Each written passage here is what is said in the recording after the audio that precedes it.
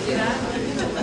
I don't know too much about the story. I mean, I know the general outline. Enough to say 5 words. Okay. I'm an interloper. I'm going to tell you who Ben Linder was. Who knows who Ben Linder was?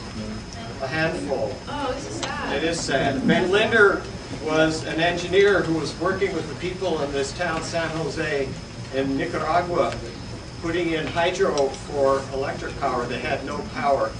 And he was basically assassinated by Reagan's stooges. And that's who Ben Linder was. And it's great that Oregon let this be named for him. Thank you.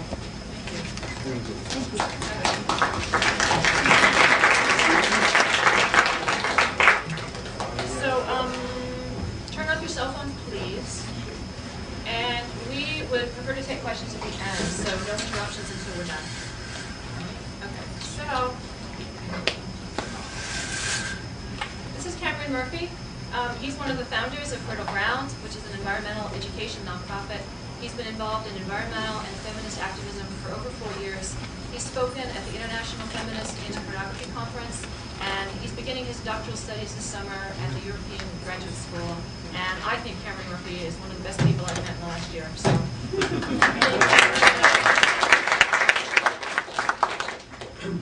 All right, how is this?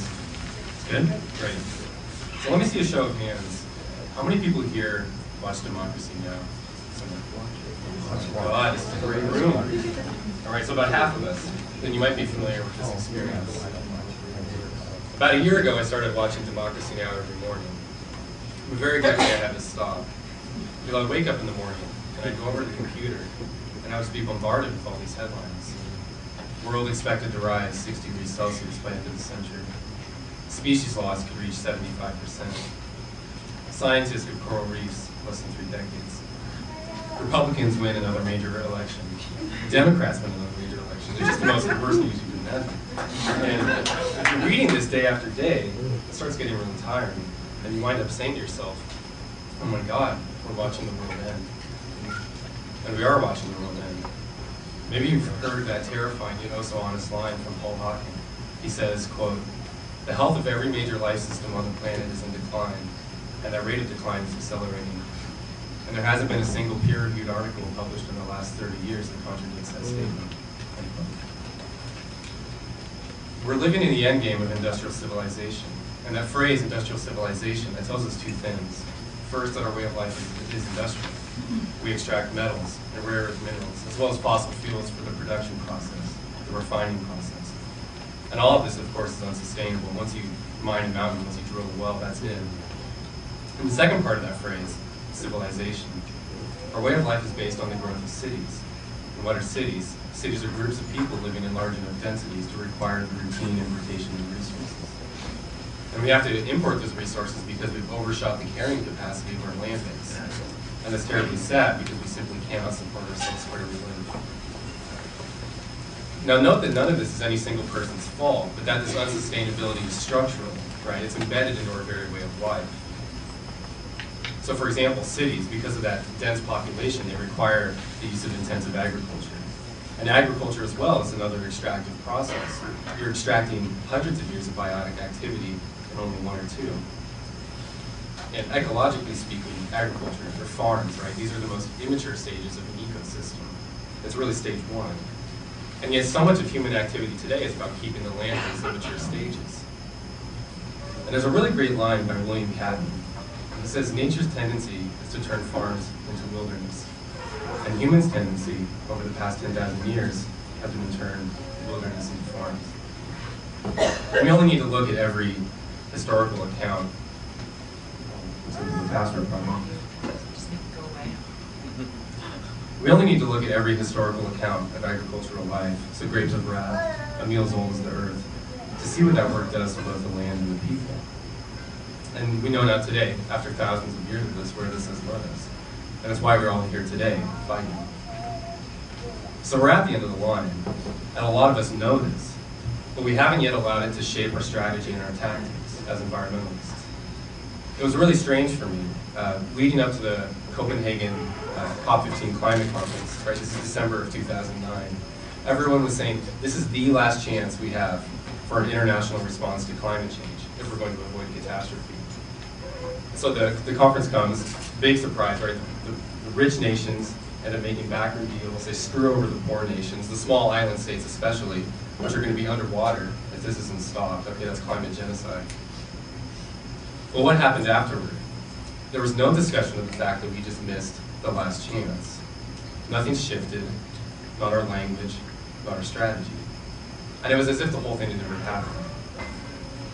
So Lierre and I, that's what we want to talk about today, is what does this all mean, and where are we? And what we have in mind is a major refocusing of today, what it means to be an environmentalist. Now, it's one of our main points that most environmentalists today are in a way pre-political, meaning they haven't crossed that threshold into an awareness of how social change actually happens. And in most cases, what this boils down to is not clearly understanding power, right? The reality that certain people in this culture have more power than others, and that affects how we create change. So power ends up being that threshold between a really radical political awareness and in a lot of environmentalism we say today. So to jump right at it, here's one of the strongest tools we have. And this is a really special graph for me, and I hope that it ends up being helpful for you as well. And this is the distinction between liberal and radical. So as I go through this, try to place your own experiences in the environmental movement or with other environmentalists. Try to place it somewhere on one side or the other. Because this is the whole point of this exercise. Is we're trying to clarify our experiences, as well as draw out patterns where they exist. So we distinguish between two theories and practices of social change, liberal radical. And throughout the rest of this presentation, we're going to be giving historical examples.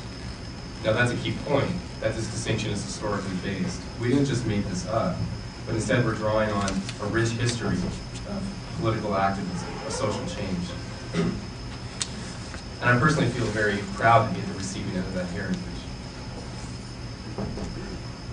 So the first point of difference between liberal and radicals is their basic idea of the unit of social change. For liberals, the basic unit is the individual, where the idea is that social change happens step by step, person by person, something like links in a chain. And in this way, society is seen as some fluid collection of individuals, where the sum of these individuals still equals the parts. And the best example I see of this comes from the environmental movement itself. Now, what's the buzzword that we always hear? Self-sustainability. Right? We go online, we calculate our carbon footprints, we all want to be self-sustainable. But I find this really strange because I have no interest in self-sustainability.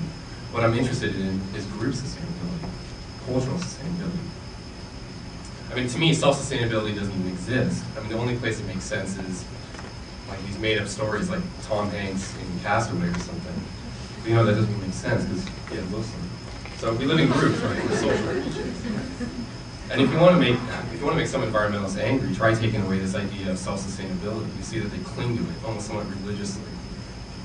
So radicals would disagree that the basic unit of change is the individual.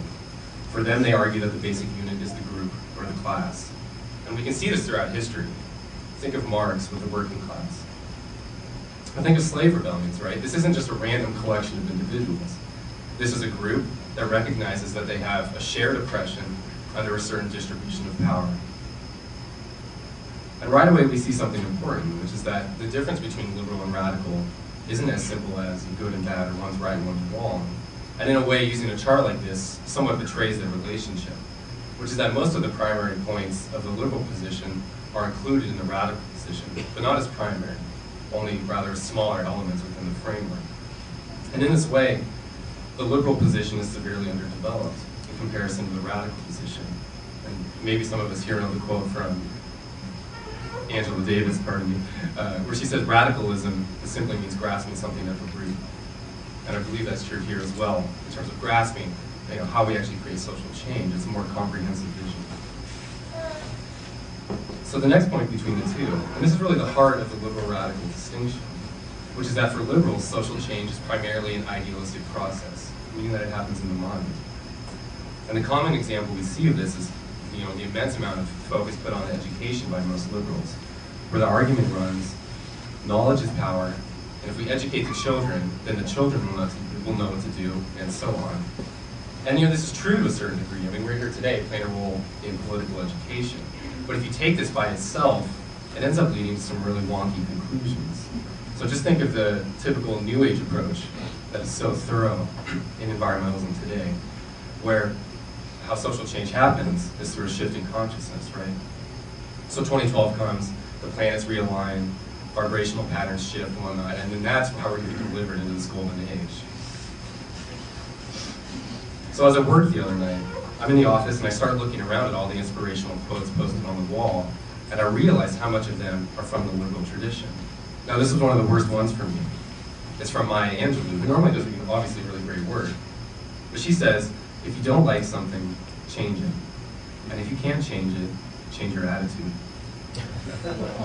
All right, and maybe that's true on a personal level, right? But when you extend that to the social level, it's really strange. And so what happens when we insert a historical example here? Would we ever say, if you don't like slavery, change it? And if you can't change it, change your attitude? Obviously not. We would say, if you don't like slavery, change it, abolish it. And if you can't, get back on that horse and try it again. Because obviously, when you're in the face of large oppressive systems, the point is not to fall back solely into attitudinal change. And unfortunately, that's what we see a lot with environmentalists today. So what's my point here? It's no accident the liberal model has come to dominate within the field of activism, because we see it pushed on us left and right. It gets shoved down our throats. And throughout the culture, or pardon me, this often comes in the form of historical revisionism. Now I'm interested again, how many people here have heard of the historical figure Bhagat Singh? All right, so only a few of us. And that makes sense. Bhagat Singh, he was a leading figure in the Indian resistance to colonial British rule. And he was just as, if not more popular with the Indians than Gandhi, or Gandhi himself.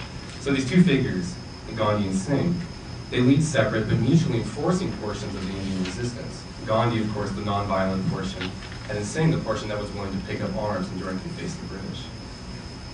But we never learn about Bhagat Singh, right? And we can all name how many Gandhi quotes, but we never learn any quotes of his. And we almost always think of the Indian resistance almost exclusively as non-violent. So within Western discourse, what ends up happening to the Indian resistance?